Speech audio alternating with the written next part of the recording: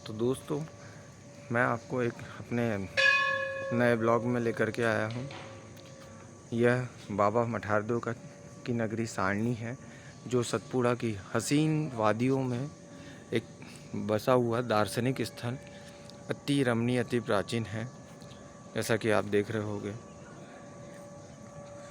तो दोस्तों, यह सतपुड़ा रिजर्व फॉरेस्ट के अंतर्गत आने वाला प्रमुख दार्शनिक स्थल है। इसकी अनेक महिमाएं अपने आप में समाहित है। जैसा कि आप देख रहे होंगे, सघन जंगलों से आच्छादित है ये। यहाँ पे सबसे सर्वाधिक मात्रा में आप देख रहे हो, जैसा कि सागुन के वृक्ष आपको अत्यधिक मात्रा में दिखेंगे। और यह सागुन इमारती लकड़ी के लिए अति उपयोगी है, सिद्ध हुआ है, जिससे कई लोगों की आयु में वृद्धि हुई है। और कई चूँकि सागुन के बारे में मैं ये बोलूँगा, सागुन एक ऐसे वृक्षों में एक ऐसी लकड़ी है सागुन, जिस पे दीमक कभी नहीं बैठती। और ये जो सागुन है, ये जैसा आपने जिस प्रकार से पुष्पा मूवी देखी होगी, तो पुष्पा मूवी में एक लाल चंदन, तो एक सफ़ेद भी होता है और एक लाल भी होता है, पर लाल चंदन की अपने आप में एक विशेषता थी। ठीक उसी प्रकार ये भी सतपुड़ा में पाए जाने वाला लाल सागुन है, जिसे तैलिया सागुन भी बोलते हैं। ये लकड़ी एक प्रकार से रसायन छोड़ती है, जो तेल की भांति दिखता है। अब चूँकि वो क्या है, वो जीव जंतु तो नहीं, पर मैं वाइल्ड लाइफ लवर हूँ। मुझे जितना जानकारी है मेरे पास में, मैं आपको उतना ही साझा करूँगा, ऑथेंटिक बात बोलूँगा। कोई भी ऐसी बात मैं नहीं बोलना चाहता जिससे आप में कोई भ्रम उत्पन्न हो। तो दोस्तों, यह जैसा कि मैं बता रहा था, ये बाबा मठारदेव का क्षेत्र है सारनी। कई वर्ष पूर्व यहाँ पे बाबा मठारदेव अपने एकांतवास के लिए उन्होंने एक वन का एक स्थान देखा, जिसमें बाबा मठारदेव ने इस स्थान को चिन्हित करके अपनी धुनी यहीं रमा ली। लगभग यह बात है, जानकारी के अनुसार, कुछ द्वंद्व कथाओं के अनुसार और लोक कथाओं के अनुसार, लगभग बाबा 300 वर्ष पूर्व इस क्षेत्र में आकर के अपनी धुनी रमा करके अपने तप ध्यान में लीन हो गए थे। इनकी अनुपम श्रद्धा और अनुपम भक्ति को देखते हुए भगवान सदाशिव, भोलेनाथ, शंकर, महादेव, उन्होंने इन्हें दर्शन देकर के इस नगरी का मठाधीश बना दिया। तो दोस्तों, बाबा मठारदेव के अनेकों चमत्कार हुए हैं। कहते हैं कि एक समय की बात है, जब अंग्रेजी शासन था और उस समय पावर जनरेटिंग कंपनी MPPGSL के अंतर्गत आने वाला सतपुड़ा जो थर्मल पावर प्लांट है, उसकी नींव रखी जा रही थी। जब चूँकि आप देख रहे होंगे, मैं थोड़ा सा जूम करके दिखाता हूँ आपको।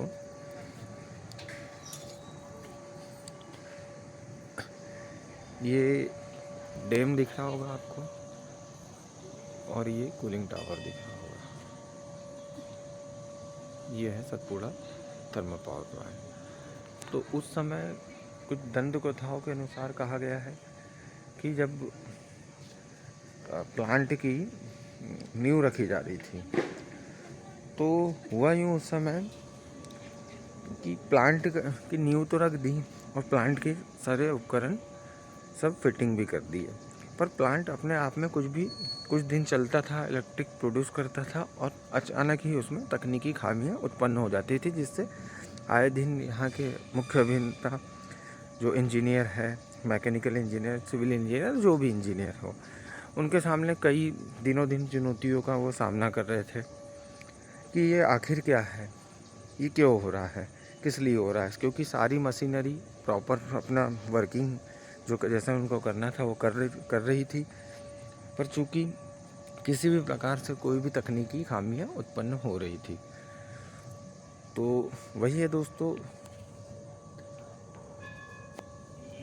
जब तकनीकी खामियां लगातार उत्पन्न होने लगी, तो बताते हैं कि उस समय में एक मुख्य अभियंता जो थे, उनका नाम तो मैं भूल रहा हूँ, मुझे नाम नहीं मालूम है या मेरे ध्यान में है पर मैं नाम भूल रहा हूँ।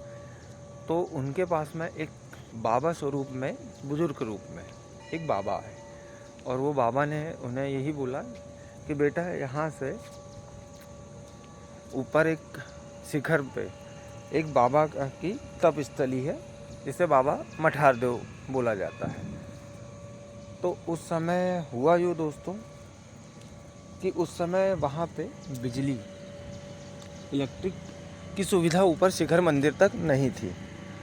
अब शिखर मंदिर तक नहीं थी तो उस संत ने, उस महात्मा जी ने बोला कि आप एक काम करिए, ऊपर बिजली की व्यवस्था करवा दीजिए ताकि मंदिर में रोशनी पर्याप्त मात्रा में आ जाए, क्योंकि अंधेरा रहता था उस समय। तो इधर क्या हुआ कि जैसे ही बिजली की लाइन डलना चालू हुई तो वो तकनीकी खामियां जो पावर प्लांट में आ रही थी वो अचानक ही समाप्त हो गई, और उसके बाद कभी भी कोई तकनीकी खामी नहीं आई और शिखर मंदिर तक भी विद्युतीकरण हो गया।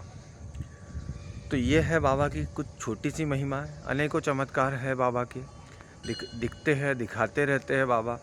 और यहाँ के नागरिकों में अटूट बाबा के प्रति अटूट श्रद्धा विश्वास है, क्योंकि बाबा के सामने उन्होंने जो अपने श्रद्धा मन से मांगा है, बाबा को माना है, तो उनको उस रूप में, वो कहते हैं ना, एक अपने सनातन में बोला गया है, जाकी रही भावना देखी, जाकी रही भावना जैसी, प्रभु मूरत देखी तीन तैसी।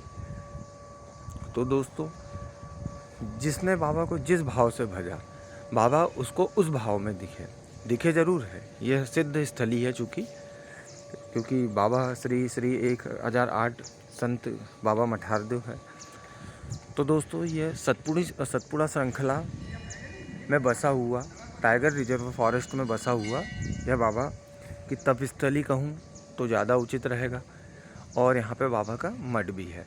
यह तलहटी पे बना हुआ मंदिर है, और शिखर मंदिर जहाँ मेरे उंगली में आपको कर दिखा रहा हूँ, ऊपर शिखर मंदिर है, जो कि दूर दराज से आने वाले क्षेत्रों को, दूर दराज आने वाले जो है क्षेत्रों को, मैं गलत बोल दिया मैंने, दूर दराज से आने वाले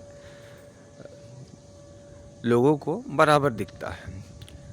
और ये सतपुड़ा की वादियों में बसा वाला क्षेत्र है। अगर वाइल्ड लवर हो आप तो यहाँ पे अनेक प्रकार के कई विभिन्न प्रजाति के आपको पक्षियाँ मिल जाएंगे। और यहाँ पे ऐसा कहते हैं कि रात में जंगली जानवर का भी मूवमेंट रहता है।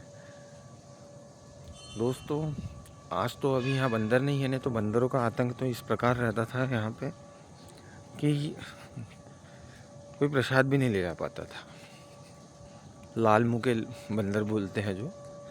और अभी पहले तो यहाँ पे बहुत अभाव था, पर अभी कुछ वर्ष पूर्व ही नगर पालिका सारणी के माध्यम से अच्छी व्यवस्था कर दी गई है। जैसे कि ये बैठक के लिए चेयर्स, रंगीन रंगीन चित्रकारी आप जैसे देख रहे हो, रिटर्निंग वॉल, कार्टन वॉल, नहीं तो ये नाला का अक्सर बहते रहता था। अच्छा, दूसरी बात, यहाँ की एक और महिमा है बाबा मठारदेव कि तलहटी के नीचे से एक जामुन झिरिया करके बोलते हैं, वहाँ से एक जल निकलता है जो प्राकृतिक जल है, जड़ी बूटियों से मिश्रित जल है। और वो लोग बाग वो जल अगर पीते हैं तो उनको अनेकों बीमारियों में, स्पेशली शुगर और थायराइड के, इसमें बहुत कारगर सिद्ध हो रहा है। ये एक, जैसा कि आप देख रहे हो, ये बड़ी chimney Satpura thermal power plant की दिख रही है। और ऊपर आपने देखा होगा एक लाइट लाल कलर का ब्लर कर रहा होगा, वो चूँकि इसलिए है चूँकि काफ़ी हाईटेड है ये चिमनी, कि बाई चांस कोई प्लेन भी अगर नाइट में आ रहा हो तो किसी प्रकार का कोई हादसा नहीं हो, इसलिए वो इंडिकेट करने के लिए आप देख रहे होगे। मैं थोड़ा सा जूम करता हूँ, ये देखिए, ये इंडिकेट हो रही है।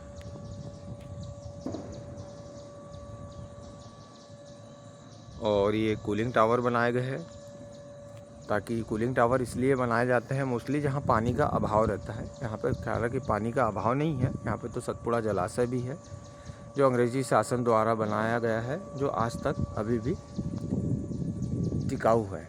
नहीं तो कई बांध तो पुराने बांध तो आज की नवीनीकरण तकनीक से निर्मित बांध टूट जाते हैं, पर आज वो बांध जैसे के वैसे ही है। तो कूलिंग टावर भी है दोस्तों, तकनीकी तौर पे अगर मैं बताऊं आपको तो कूलिंग टावर इसलिए बनाया जाता है जहाँ पानी का बहाव रहता है कि वही वाटर को रिसाइक्लेट करे। चूँकि पानी को रिसाइकिल करना इसलिए भी ज़रूरी है क्योंकि वेस्ट पानी जो अगर बहा दिया जाता था हॉट वाटर, तो हॉट वाटर को कन्वर्ट करके उन लोग कूलिंग वाटर में कर रहे हैं, इसलिए कूलिंग टावर बोला जाता है। और चूँकि जैसा कि मैंने बताया था ये थर्मल पावर प्लांट है, तो ये यहाँ पे इलेक्ट्रिक स्टीम के द्वारा प्रोड्यूस की जाती है। कोल बर्न होता है और फिर बॉयलर को हीट प्रोड्यूस की जाती है।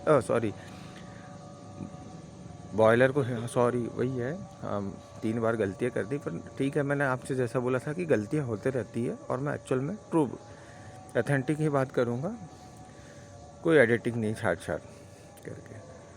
जो आया मन में वही बोल रहा हूँ, मतलब मन में भी आया तो वही बोलूँगा जो बात लीगल हो। तो जैसा कि दोस्तों बॉयलर को हीट प्रोड्यूस की जाती है, बॉयलर में बनती है पानी के माध्यम से स्टीम बनने के बाद में टरबाइन को मूव कराने के लिए वो स्टीम छोड़ी जाती है। ज़्यादा डीपली नहीं ये करूँगा मैं, वो तो फिर मैं आप सोचोगे नहीं तो मैं कहाँ आपको मैकेनिकल इंजीनियर पढ़ाने लग गया, इंजीनियरिंग सिखाने लग गया। तो ये है सतपुड़ा बाबा मठारदेव की नगरी। और अभी मैं थोड़ा सा कुछ हाइट पे जाता हूँ तो आपको थोड़े से व्यूज़ दिखाता हूँ।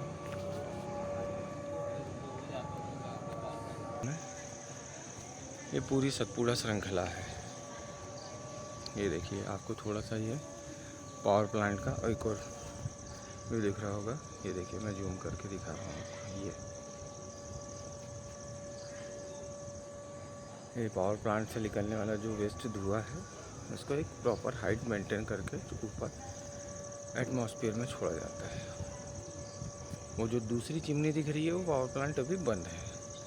इसकी कुल उत्पादक क्षमता थी 1133 मेगावाट, पर चूँकि घट करके कुछ संसाधनों के अभाव के कारण, श्रमिकों के अभाव के कारण और कुछ क्षेत्र के जनप्रतिनिधियों के अभाव के कारण आज घट करके इसकी कुल उत्पादक क्षमता 630 मेगावाट हो गई है।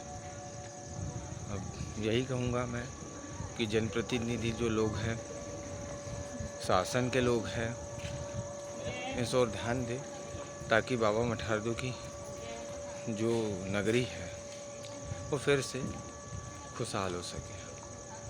चूँकि खुशहाल हो सके मैंने इसलिए शब्द बोल रहा हूँ क्योंकि आज अपनी अस्तित्व एक समय जो सारणी चहु और चहचाने वाली देश नहीं है अपितु प्रदेश नहीं, विदेशों में भी अपना नाम अपने नागरिकों के माध्यम से दर्ज कराने वाली नगरी आज कहीं ना कहीं अपनी अभावग्रस्त गाथा गा रही है। और क्या ही बोले, अति पीड़ा होती है क्योंकि हम लोग भी सारणी से ही है, हमारी जन्मभूमि भी सारणी से है। और कहा भी गया है जननी जन्मभूमि स्वर्गदेवपी गरिष्यसि। जन्म देने वाली माँ और जन्म देने वाली माँ से भी बड़ी जन्मभूमि होती है और वो स्वर्ग से भी बड़ी होती है। तो वही है दोस्तों, मैं नहीं जानता कि मुझे आपने कितना पसंद किया, आपने मेरे ब्लॉग को कितना सहारा। बस वही है ना, मुझे ब्लॉगर बनना है। बस वही है कि एक जानकारी मैं देता रहूं जिससे आपको एक सही सटीक जानकारी भी मिले और आपका मनोरंजन भी होता रहे और आप बैठे बैठे ही एक स्थान पर इस खूबसूरत नगरी को देख सके। तो मिलते हैं दोस्तों अगले वीडियो में। जैसा मुझे जब समय मिलेगा मैं आपको सतपुड़ा में स्थित जो रमणीय स्थल है, दर्शनीय स्थल है, उनका भ्रमण कराते रहूं। और साथ ही साथ जैसा कि मेरे चैनल का नाम है जंगल सफारी अपनों के साथ। तो आप मेरे अपने हैं और मैं आपके साथ में सफारी कर रहा हूँ। मुझे ऐसा फील होता है कि आप सभी लोग मेरे साथ में हैं, तो मैं इसलिए अकेले ही ये वीडियो शूट करते रहता हूँ। ठीक है, आप सपोर्ट कर रहे हो, अच्छी बात है, और साथ ही साथ मेरे साथ हो ये भी मेरे को एहसास होते रहता है।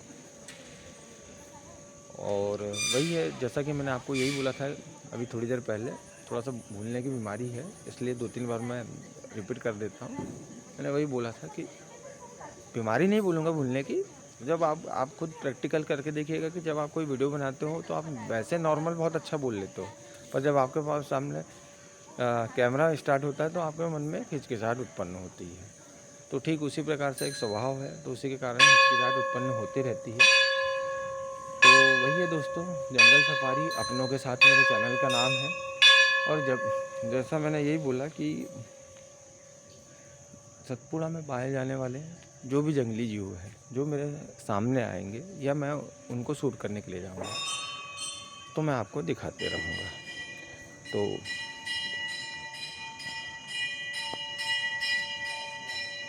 हनुमान जी महाराज के दर्शन के साथ साथ मैं अपने इस ब्लॉग को यहीं समाप्त करता हूँ। जय हिंद, जय भारत, वंदे मातरम।